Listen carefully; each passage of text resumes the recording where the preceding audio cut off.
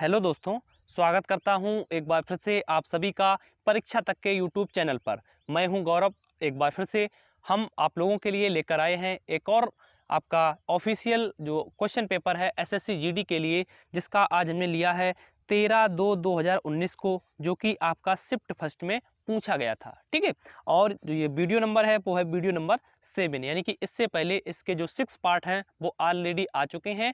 आप इन्हीं वीडियो के डिस्क्रिप्शन बॉक्स में जाएंगे तो आपको लिंक मिल जाएगा, जिससे आप वो भी वीडियो आसानी से देख सकते हैं। ठीक है, तो इसमें पहले की तरह मैंने टोटल 25 क्वेश्चन लिए हुए हैं और 25 क्वेश्चन जो हैं उनके मैं सॉल्यूशन आपको दूंगा। साथ ही साथ उनसे बनने वाले जो और भी इम्पोर्टेंट पॉइंट होंगे जो आपके एग्जाम में पूछे जा सकते हैं, एग्जाम में आ सकते हैं, उन सभी को हम डिस्कस करते हुए चलेंगे। ठीक है, तो सभी लोगों को बिना स्किप किए वीडियो शुरू से लेकर अंत तक जरूर देखना है। अगर आप तैयारी कर रहे हैं एसएससी जीडी, एमटीएस तथा एयरफोर्स और कोस्ट गार्ड एनडीए का एग्जाम देने जा रहे हैं तो प्लीज़ इस सीरीज को शुरू से लेकर अंत तक जरूर देखिएगा। ठीक है, और अगर आपको ये क्लास पसंद आती है तो प्लीज़ क्लास को लाइक जरूर करिएगा।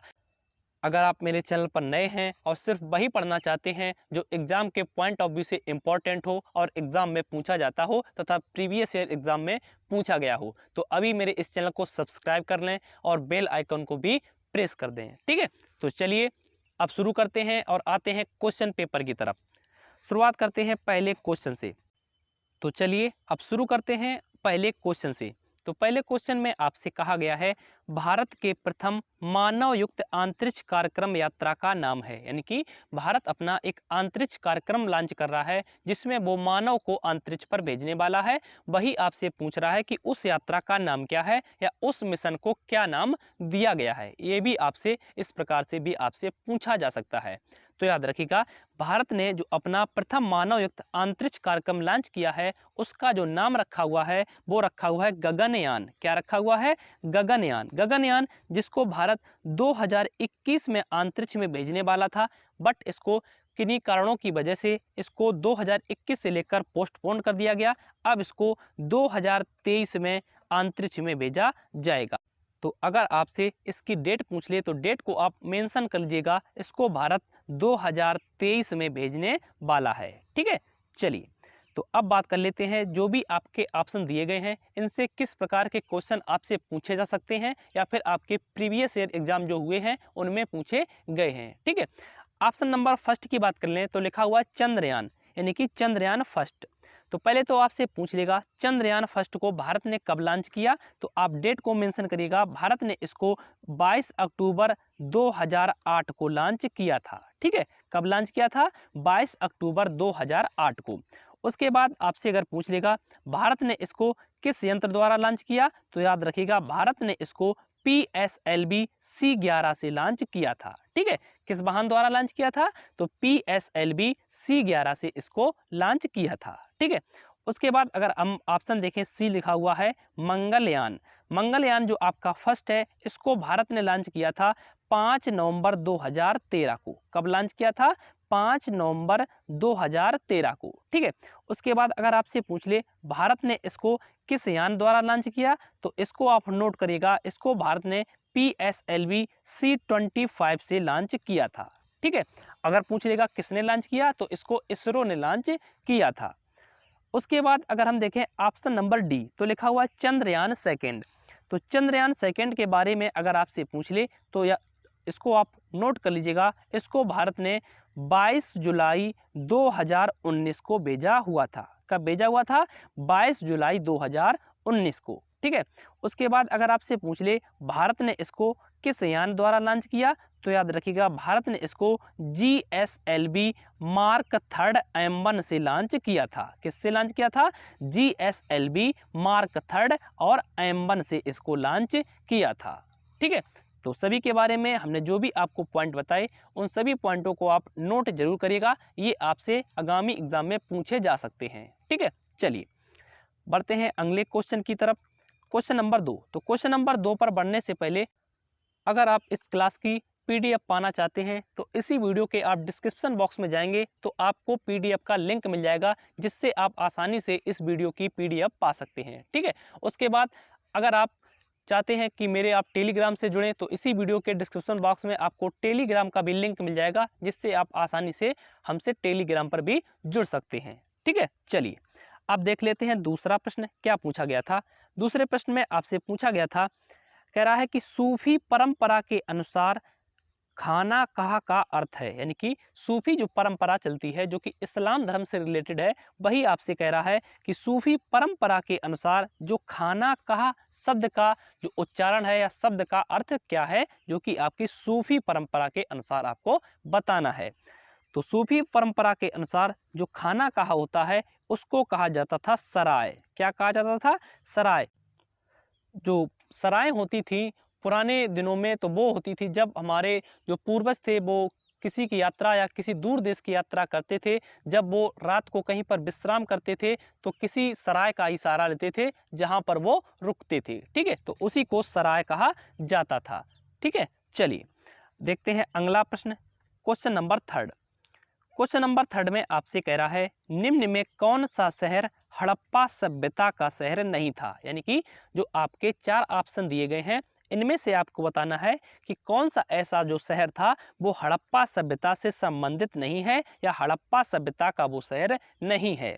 तो ऑप्शन नंबर अगर ए देखें तो लिखा हुआ है सुतकाहाकोर, तो ये भी हड़प्पा सभ्यता से संबंधित है। लोथल भी संबंधित है और आपका जो धौलावीरा है ये भी आपका संबंधित है हड़प्पा सभ्यता से। बट जो आपका ऑप्शन नंबर बी में लिखा हुआ है मेहरगढ़, तो मेहरगढ़ जो है ये हड़प्पा सभ्यता से संबंधित नहीं है। अब बात कर लेते हैं मेहरगढ़ के बारे में।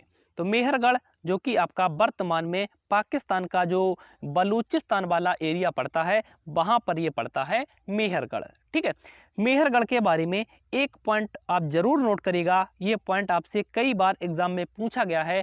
आपसे पूछा जाता है कि सबसे पहले खेती करने के प्रमाण कहाँ पाए गए हैं, तो वो आपके मेहरगढ़ में पाए गए हैं। ठीक है, अगर आपसे पूछेगा कि सबसे पहले खेती करने के प्रमाण कहाँ पाए गए, तो वो मेहरगढ़ में पाए गए थे, क्योंकि ये जो मेहरगढ़ वाला जो स्थान था ये आपके कृषि से रिलेटेड था। यहाँ पर पशुपालन से भी ये जो हमारा शहर था रिलेटेड था, इसीलिए यहाँ पर जो सबसे पहले खेती करने के प्रमाण पाए गए हैं। ठीक है, उसके बाद अगर हम ऑप्शन नंबर सी देखें लोथल, तो लोथल के बारे में पॉइंट आप नोट करिएगा, लोथल प्राचीन बंदरगाह था।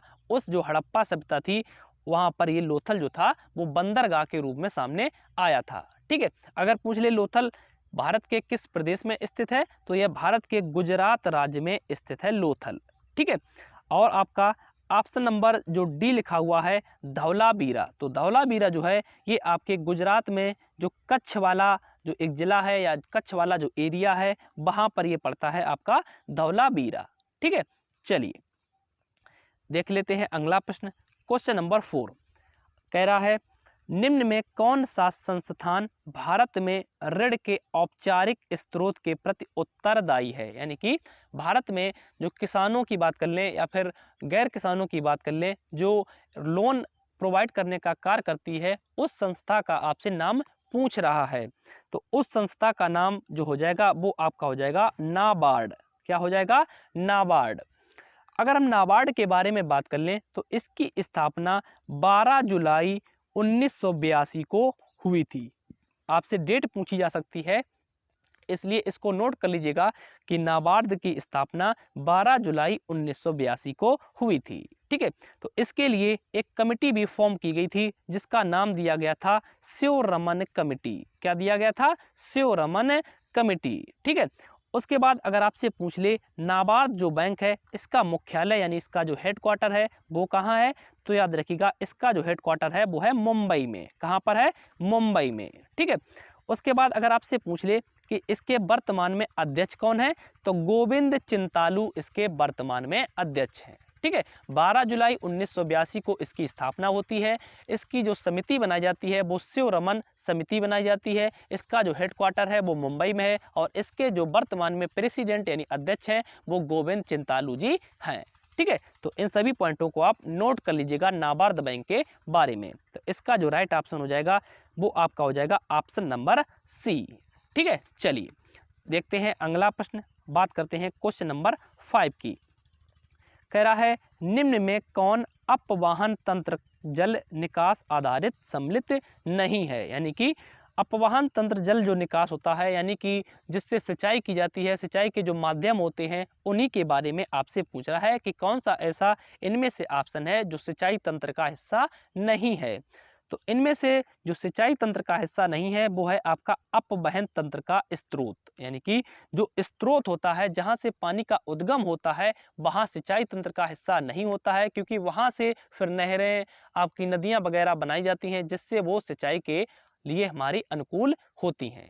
ठीक है, चलिए तो ऑप्शन नंबर जो ए लिखा हुआ है वो इस प्रश्न के लिए इसका राइट आंसर हो जाएगा। चलिए देखते हैं अगला प्रश्न, क्वेश्चन नंबर 6 कह रहा है निम्न में किस संविधान संशोधन के द्वारा शिक्षा का अधिकार प्रदान किया गया है। यानी कि जो शिक्षा का अधिकार था वो भारत का जब संविधान बनाया गया था उसमें इसको नहीं जोड़ा गया था, इसलिए इसके लिए एक संविधान संशोधन करना पड़ा था, वही आपसे पूछा जा रहा है। तो शिक्षा से संबंधित जो संविधान संशोधन किया गया था वो था 86वां संविधान संशोधन। कौन सा था? 86वां संविधान संशोधन। इसमें थोड़ा ऑप्शन को आप करेक्ट कर लीजिएगा, यहाँ पर लिख लीजिएगा 86वां। यानी कि जो 86वां जो संविधान संशोधन किया गया था वो शिक्षा से संबंधित था। उसके बाद अगर आपसे पूछ ले यह जो 86वां संविधान संशोधन है ये किया कब गया था, तो 2002 में इसको किया गया था।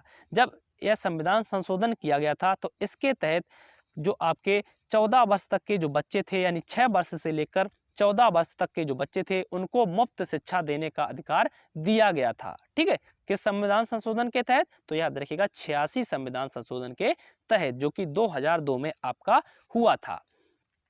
चलिए देख लेते हैं अगला क्वेश्चन नंबर 7 कह रहा है भारतीय संविधान भारत को किस रूप में घोषित करता है। यानी कि भारतीय जो संविधान है उसमें जो भारत को एक राज्य के या संगठन के रूप में घोषित किया गया है, या आपके राज्य का यूनियन के रूप में घोषित किया गया है, या राज्यों का परिसंघ के रूप में घोषित किया गया है, या राज्यों का संघ के रूप में दर्शाया गया है। तो याद रखिएगा भारतीय संविधान में भारत को राज्यों का यूनियन के नाम से एक संज्ञा दी गई है, या फिर राज्यों का यूनियन से इसको संबोधित किया गया है। ठीक है, तो इसलिए जो इसका राइट ऑप्शन हो जाएगा वो हो जाएगा आपका ऑप्शन नंबर बी, यानी कि राज्यों का यूनियन। ठीक है, चलिए देखते हैं अगला प्रश्न, क्वेश्चन नंबर 8 कह रहा है क्वेश्चन नंबर 8 में आपसे पूछा जा रहा है पुस्तक राजतरंगिणी किसकी कृति है। यानी कि जो राजतरंगिणी नामक एक पुस्तक लिखी गई है उसको किसके द्वारा लिखा गया है, वह किसके द्वारा लिखी गई है राजतरंगिणी पुस्तक। तो याद रखिएगा इसको जो लिखने वाले व्यक्ति थे वो थे कल्हड़। कौन थे? कल्हड़। राजतरंगिणी जो आपकी ये पुस्तक है इसमें ही कश्मीर का इतिहास मिलता है। ये आपके लिए इम्पोर्टेंट पॉइंट है। अगर आपसे पूछ ले कि कश्मीर का इतिहास किस किताब या किस पुस्तक में अंकित है, तो याद रखिएगा जो आपका राजतरंगिणी पुस्तक जो कल्हड़ के द्वारा लिखी गई है इसमें ही अंकित है कश्मीर का इतिहास। ठीक है, चलिए देख लेते हैं अगला प्रश्न, क्वेश्चन नंबर 9 कह रहा है विश्व बैंक का मुख्यालय कहाँ है। विश्व बैंक यानी कि जिसको कि वर्ल्ड बैंक कहा जाता है उसका आपसे हेडक्वार्टर यानी कि मुख्यालय आपसे पूछा जा रहा है। तो विश्व बैंक का मुख्यालय है वाशिंगटन डीसी में। कहाँ पर है? वाशिंगटन डीसी में। विश्व बैंक तथा जो आपका IMF यानी कि अंतर्राष्ट्रीय मुद्रा कोष या इंटरनेशनल मॉनेटरी फंड जिसको कहा जाता है, विश्व बैंक और आपका IMF को जुड़वा बहन भी कहा जाता है। ये भी आपसे प्रश्न पूछा जाता है। ठीक है, तो अब बात कर लेते हैं विश्व बैंक के बारे में।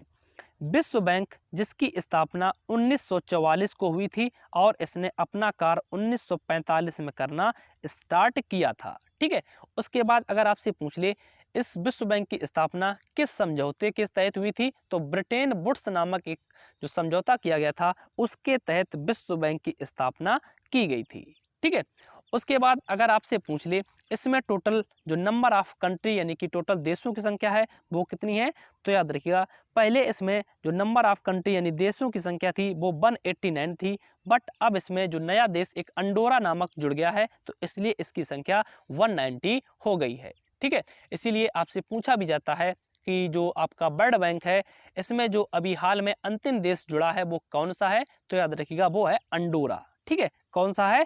अंडोरा।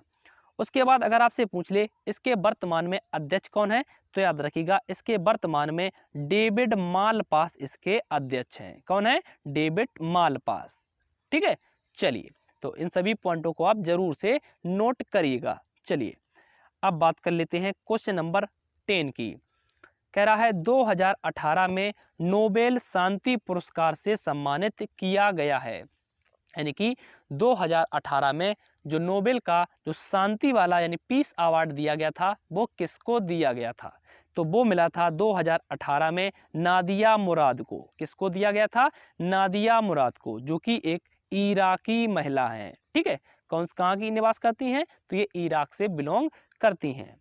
जो आपके नोबेल जो पुरस्कार होते हैं इनकी शुरुआत हुई थी 1901 में। कब हुई थी? 1901 में। ठीक है, उसके बाद अगर आपसे पूछ ले नोबेल जो पुरस्कार हैं वो दिए कहाँ जाते हैं, तो याद रखिएगा नोबेल के जो पुरस्कार हैं वो दिए जाते हैं स्वीडन की राजधानी स्टॉकहोम में। कहाँ दिए जाते हैं?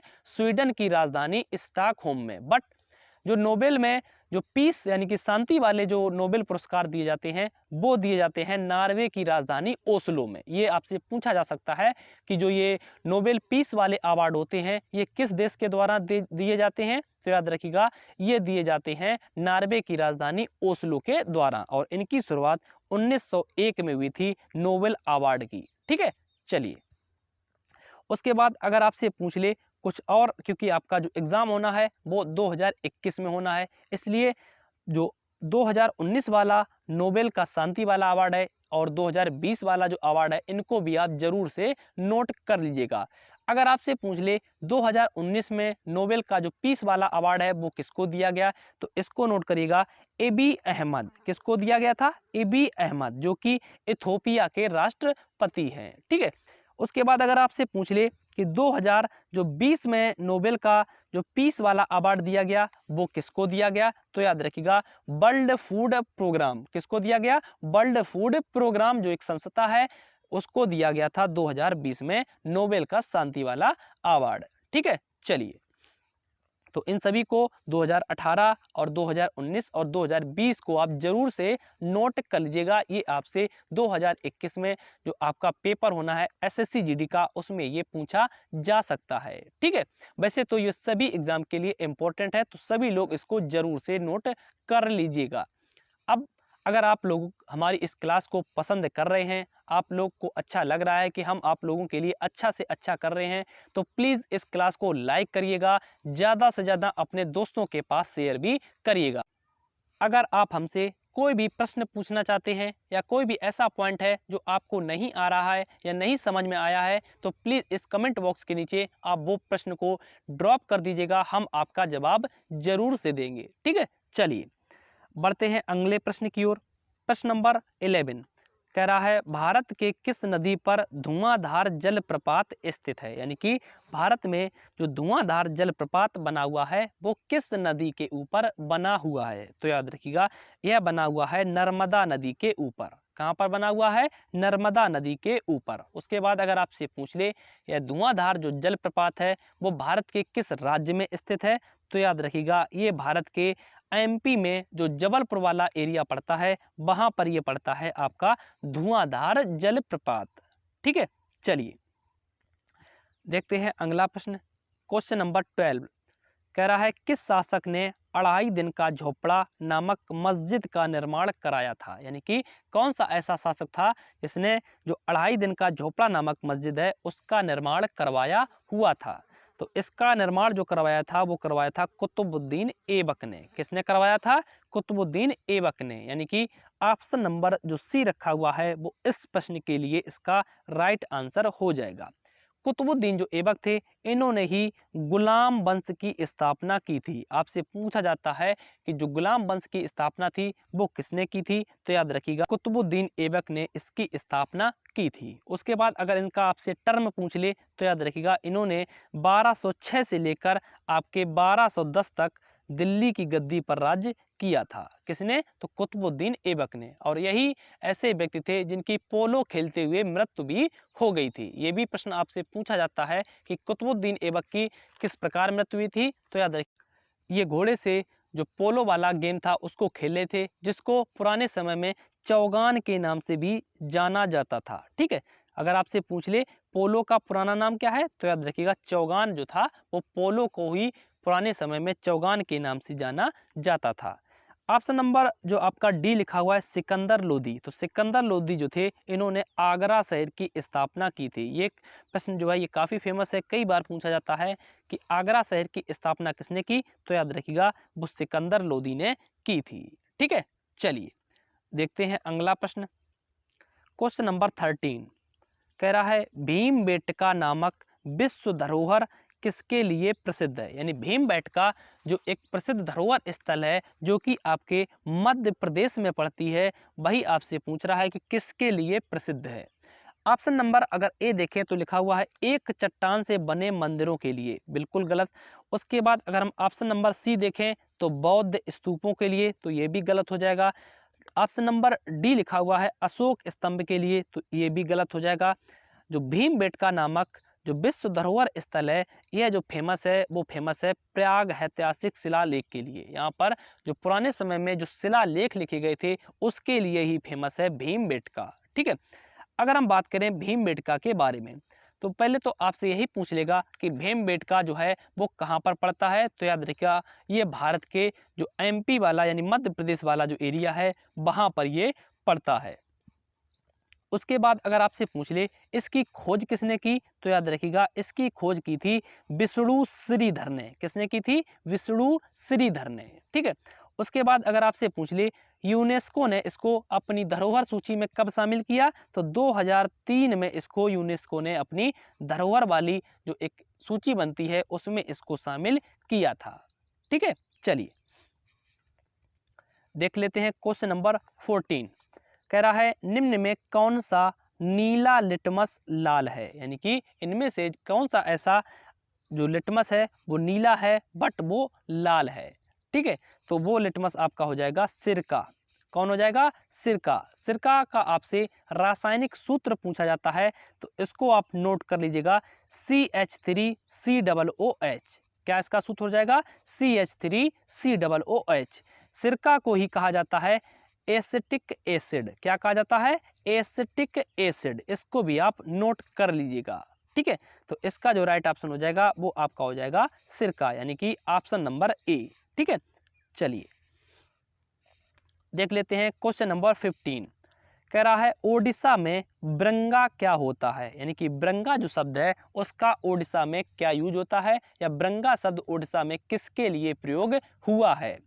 तो ब्रंगा जो शब्द है यह ओडिशा में जो प्रयोग किया गया है या प्रयोग में लाया गया है वो लाया गया है झूम कृषि स्थानीय नाम। यानी कि वहाँ पर जो एक झूम नामक कृषि का जो कार्य किया जाता है उसको ब्रंगा कहा जाता है। क्या कहा जाता है? ब्रंगा। ठीक है, अब बात कर लेते हैं ओडिशा के बारे में जो भी आपके लिए इम्पोर्टेंट पॉइंट बनते हैं।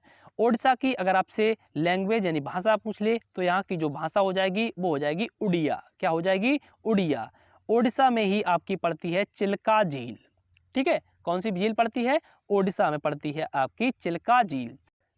अगर आपसे पूछ ले ओडिशा की स्थापना कब हुई तो याद रखिएगा 1 अप्रैल 1936 को ओडिशा की स्थापना हुई थी। इसीलिए 1 अप्रैल को ही मनाया जाता है उत्कल दिवस या ओडिशा दिवस।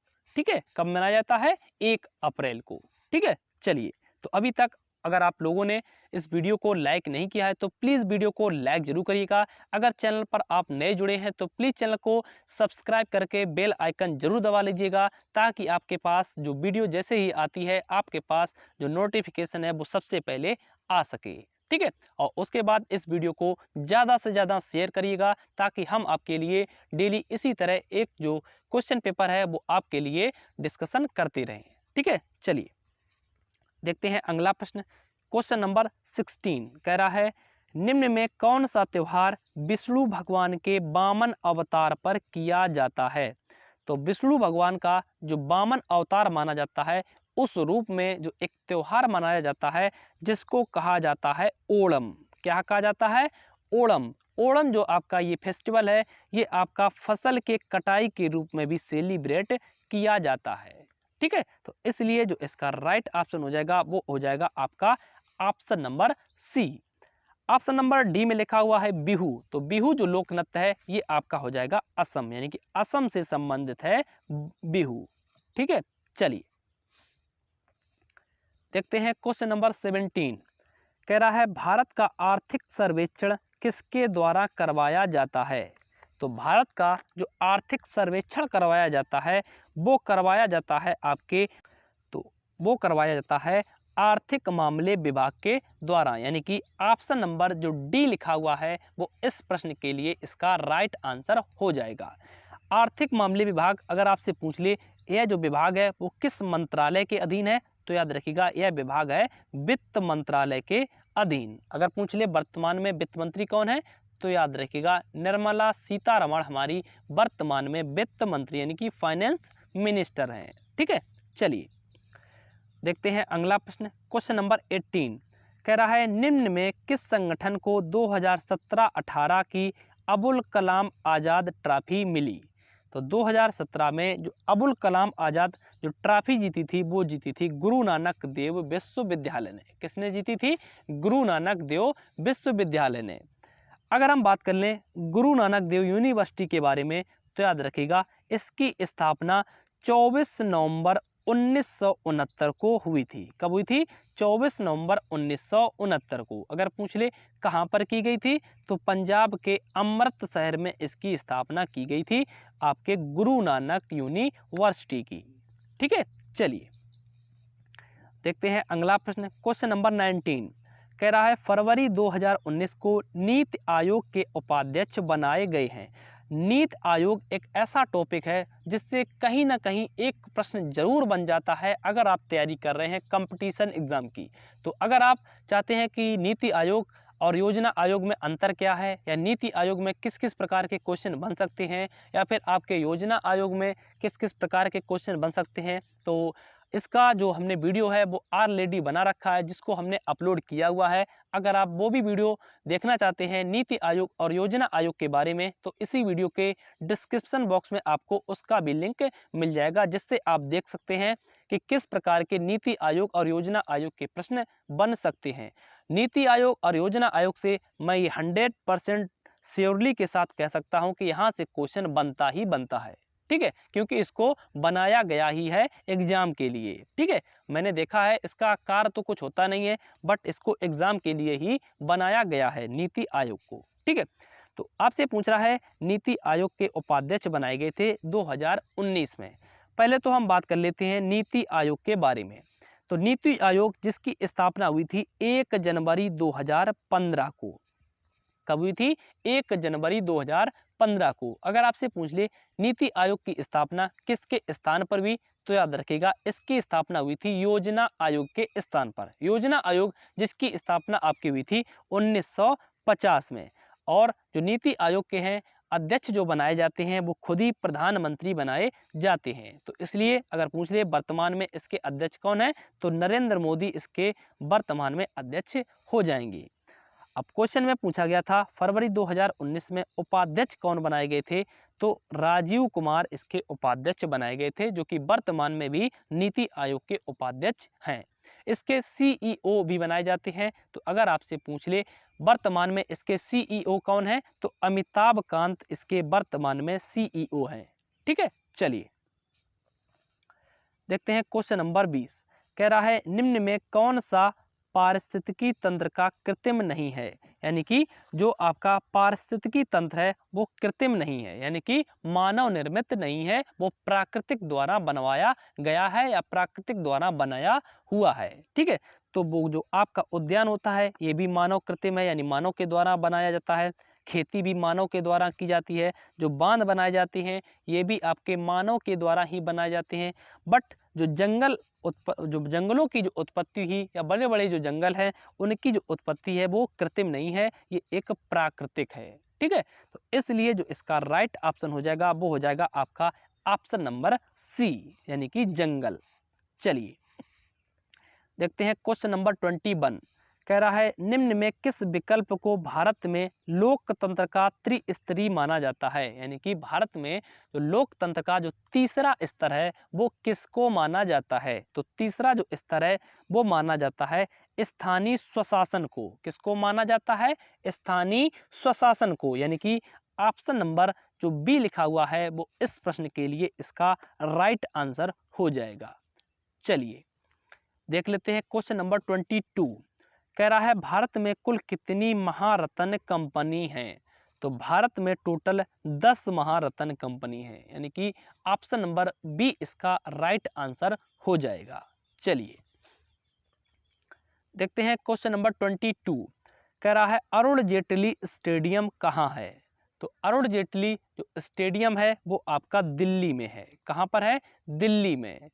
जो अरुण जेटली स्टेडियम जिसका वर्तमान में ये नाम है, अगर आपसे पूछ ले इसका पुराना नाम क्या था, तो याद रखिएगा इसका पुराना नाम था फिरोज शाह कोटला स्टेडियम। क्या था? फिरोज शाह कोटला स्टेडियम, जिसको वर्तमान में अरुण जेटली स्टेडियम के नाम से भी जाना जाता है। अरुण जेटली जो कि हमारे पूर्व यानी कि फार्मर वित्त मंत्री भी रहे थे। ठीक है, तो इसलिए जो इसका राइट ऑप्शन हो जाएगा वो हो जाएगा आपका ऑप्शन नंबर ए। चलिए देख लेते हैं क्वेश्चन नंबर 23। कह रहा है क्षेत्रफल की दृष्टि से भारत का सबसे छोटा राज्य है। अगर क्षेत्रफल की दृष्टि से देखा जाए तो भारत का जो सबसे छोटा राज्य है वो आपका हो जाएगा गोवा। कौन सा हो जाएगा? गोवा।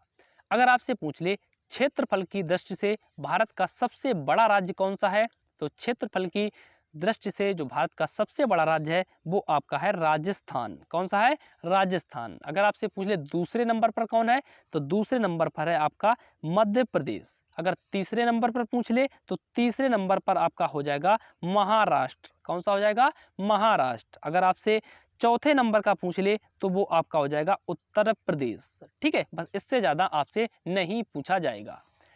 अगर हम बात कर लें अब जनसंख्या के दृष्टि से, तो अगर आपसे पूछ ले जनसंख्या की दृष्टि से भारत का सबसे बड़ा राज्य कौन सा है, तो वो आपका हो जाएगा उत्तर प्रदेश। कौन सा हो जाएगा?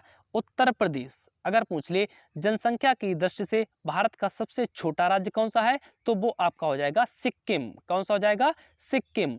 उसके बाद पूछेगा कि भारत में जनसंख्या घनत्व की दृष्टि से सबसे बड़ा राज्य, तो वो बिहार हो जाएगा। अगर पूछ ले जनसंख्या घनत्व की दृष्टि से सबसे छोटा राज्य, तो वो आपका हो जाएगा अरुणाचल प्रदेश। ठीक है, अगर आपको केंद्र शासित राज्य नहीं दे रखा है और पूछ लेता है जनसंख्या घनत्व की दृष्टि से सबसे बड़ा राज्य कौन सा है, तो आप दिल्ली को मार्क करिएगा, फिर आपका बिहार नहीं होगा। ठीक है, चलिए तो इसका जो राइट ऑप्शन हो जाएगा वो हो जाएगा ऑप्शन नंबर सी।